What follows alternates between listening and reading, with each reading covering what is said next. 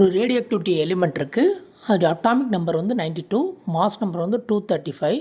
அது டிகே ஆகி atomic number 91 ஆகும், மாஸ் நம்பர் 231 ஆகுது அப்படின்னு சொன்னாக்க அது எந்த வகையான பார்ட்டிக்கலை வந்து எமிட் பண்ணியிருக்கும் அப்படின்னு கேட்டிருக்கிறாங்க.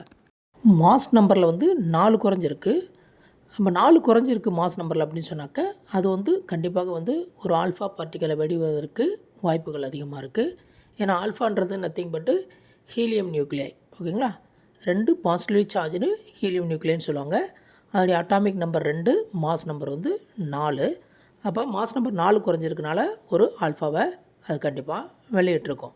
பட் அட்டாமிக் நம்பர் பார்த்திங்கனாக்கா 2 குறையிறதுக்கு பதிலாக 1 தான் குறைஞ்சிருக்கு.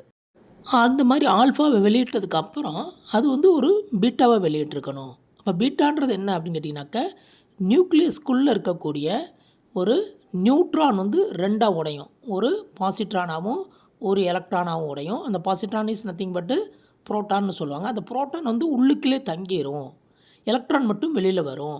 அந்த மாதிரி நியூக்ளியஸ்குள்ளேருந்து எலக்ட்ரான் வெளியில் வருது அப்படின்னு சொன்னாக்கா அந்த எலக்ட்ரானுக்கு பேர் தான் பீட்டா பார்ட்டிகல்னு சொல்லுவாங்க. அப்போ option A is the correct answer. 1 ஆல்ஃபாவையும் ஒரு எலக்ட்ரானையும் அது வெளியிட்டிருக்கும். ஒரு ரேடியோ ஆக்டிவிட்டி எலிமெண்ட் வந்து பீட்டாவை வெளியிடுதுன்னு சொன்னாக்கா அதோடைய அட்டாமிக் நம்பர் வந்து 1 கூடும், மாஸ் நம்பரில் எந்த சேஞ்சும் வராது. ஆகவே option 1 is the correct answer.